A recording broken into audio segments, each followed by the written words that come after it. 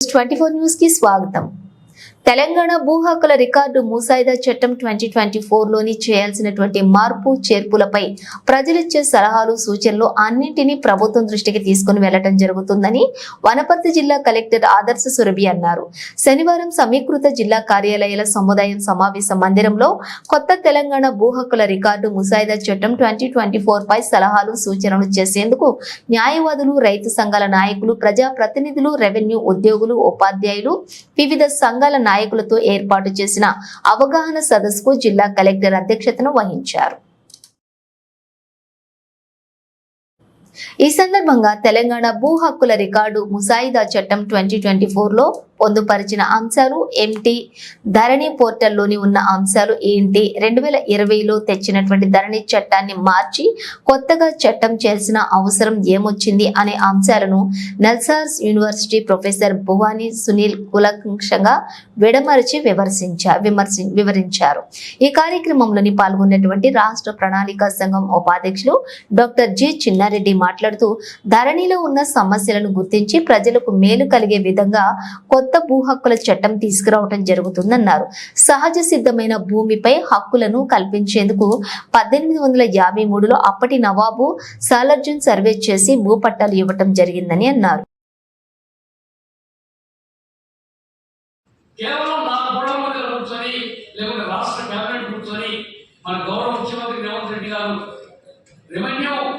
మంత్రి గారు పొంగులేటి శ్రీనివాసరెడ్డి గారు వాళ్ళ ఆలోచనలు తయారు చేయలేదు.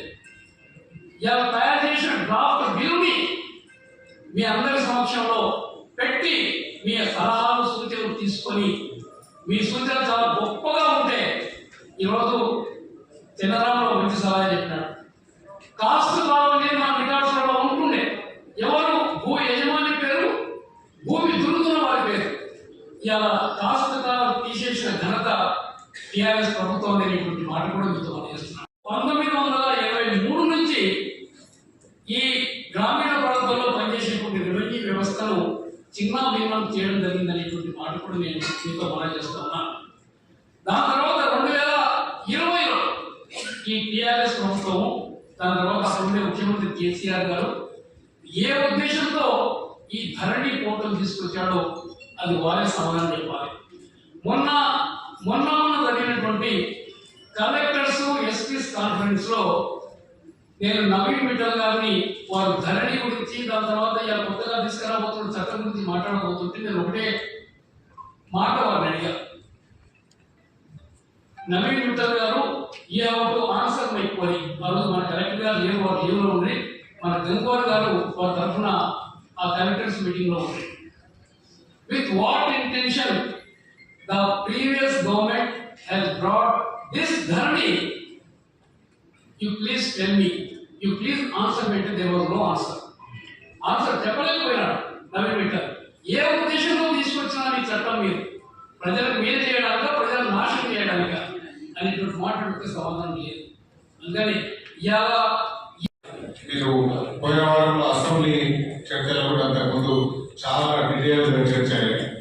దీని మీద అంటే అప్పుడున్న ఆ దొరల చట్టం ఈ ధరణి కొంతమంది కోసమే ఈ ధరణి చట్టం తీసుకొచ్చి ప్రజల జీవితాలతో నాటుకున్నారు. అన్నదానుల మధ్య పంచాయతీ పెట్టిండ్రు, గ్రామాల పంచాయతీ పెట్టిండ్రు, అధికారులకు పంచాయతీ పెట్టిండ్రు. అది వాళ్ళ ధరణి చట్టం ఎట్లుందంటే వాళ్ళకి అవసరం ఉన్నప్పుడు హైదరాబాద్లో ఒక సీక్రెట్ ప్లేస్లో కూర్చొని ఒక గంట ఓపెన్ చేసి వాళ్ళకి కావాల్సినవన్నీ అట్లా బటన్ నొక్కి వాళ్ళ మార్చుకొని మళ్ళీ ఎప్పుడు కావాలంటే అప్పుడు క్లోజ్ చేసుకోవడం, ఎప్పుడు కావాలంటే అప్పుడు ఓపెన్ చేసుకునే అట్లా మిస్యూజ్ చేసిండ్రు గత ప్రభుత్వం.